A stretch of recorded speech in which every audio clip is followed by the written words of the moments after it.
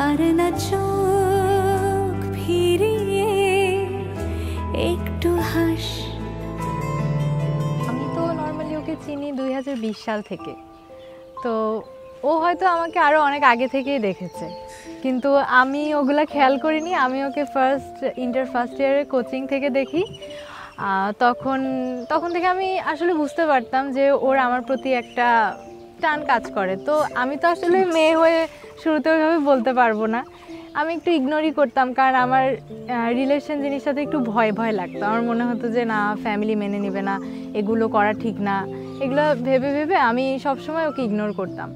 প্রথম প্রপোজ করছিল 2020 সালেই করছিল। SMS-এ প্রপোজ করছিল, কিন্তু আমি তখন SMS-এই ওকে রিজেক্ট করে দিই। তারপরে করতো কি, ও আবার আমাকে ঘুরে ফিরে SMS দিত। তখন SMS দিতে আমার না, যে যখন SMS দিতে খুব ভালো লাগতো। আমি তো নিজে থেকে বলবো না যে তুমি আমাকে SMS দাও, কিন্তু ও SMS দিলে আমার কাছে খুব ভালো লাগতো। মনে হতো যে না, আবার যদি আমরা ফ্রেন্ড হইতে পারি। তারপরে এভাবে আবার ঝগড়া হইতো, আবার কিছুদিন কথা থাকতো। এভাবে আমাদের পুরো 1.5 বছর চলছে। 1.5 বছর ও শুধু আমাকে প্রপোজ করে গেছে, আমার পিছনে ঘুরে গেছে, আর আমি ওকে রিজেক্ট করে গেছি, ইগনোর করে গেছি। মনে কি কিছুই তোর ঠোঁটের ডানা ছুঁই মিলবে সব জীবনের ক্যালকুলাস। ব্লকের ক্ষেত্রে আমি এমন হয়ে গেছে, দিনে 5 বার ব্লক করছি। মানে আগে যেহেতু 5 বার ব্লক করা যায়, তখন তো 5 বার ব্লক করা যায় না, সেজন্য এখন কি আর 5 বার করা হয় না। এখনও রাগ হইলে ব্লক করে রেখে দিই, পরে অনেক কিছু বুঝাই হয়তো বা আমার ফোন দেয় বা আমার কোনো বন্ধুর ফোন দেয়, মানে ফোন দিয়ে বুঝাই তারপরে আমি হয়তো আনব্লক করি একটু কথা বলি, তারপরে মোটামুটি কথা বলতে বলতে সব কিছু ঠিকঠাক হয়। স্মৃতির গেছে পরবাস, কথারা হয়েছে নিঝুম, এ বুকে তবু 12 মাস ভালোবাসারই মরশুম, ভালোবাসারই মরশুম। ডাক নামে ডেকে যাই, সে আগে তোকে চাই, সেই যে সেই তাকালে সর্বনাশ।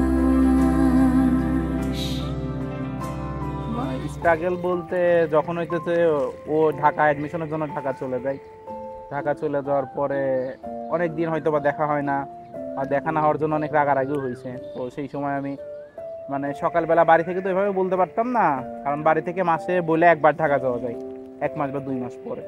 তো আমি দেখা যাইতেছে সপ্তাহে 1 দিন বা 2 সপ্তাহে বা সপ্তাহে এমন হয়েছে 2 দিন গেছি, আবার দিনের দিন চলেও আইছি। সে ভোরবেলা গেছি, যার সাথে দেখা করছি, সারাদিন ঘুরছি, ঘুরে চুরে আবার 4টার বাসে আমার বাসায় হইতেছে। সেইভাবে কেউই কোনো সমস্যা করে নাই, কারণ সবসময় আমার ফ্যামিলি সব কিছুতে সাপোর্ট দিছে, মানে পড়াশোনা বলো, ঘোরাফেরা বলো, মানে সব কিছুতেই। যে আব্বুর কাছে চাইছি এমন পায় নাই এমন কোনো কিছু নাই, যে তার সাধ্যের মধ্যেও আমি চাইছি, কি সাধ্যের মধ্যে দেওয়ার চেষ্টাও করছে, মানে কোনো কিছুতেই না নাই।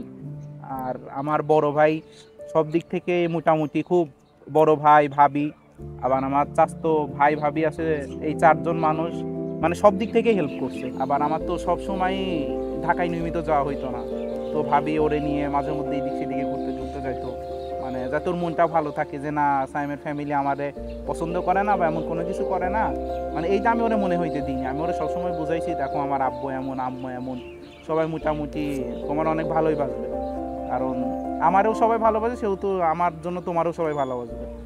না, আমি ওরে লাইফে পাই অনেক খুশি, কারণ ও আমার যথেষ্ট পরিমাণে যত্ন করে। আমি যেভাবে বলি, যেইটা বলি সেটা রাখার চেষ্টা করে।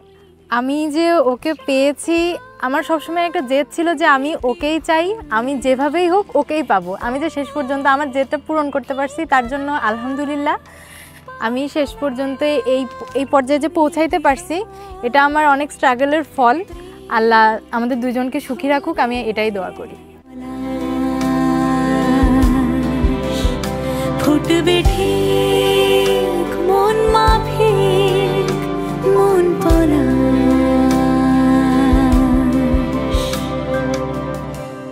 ফুটবে ঠিক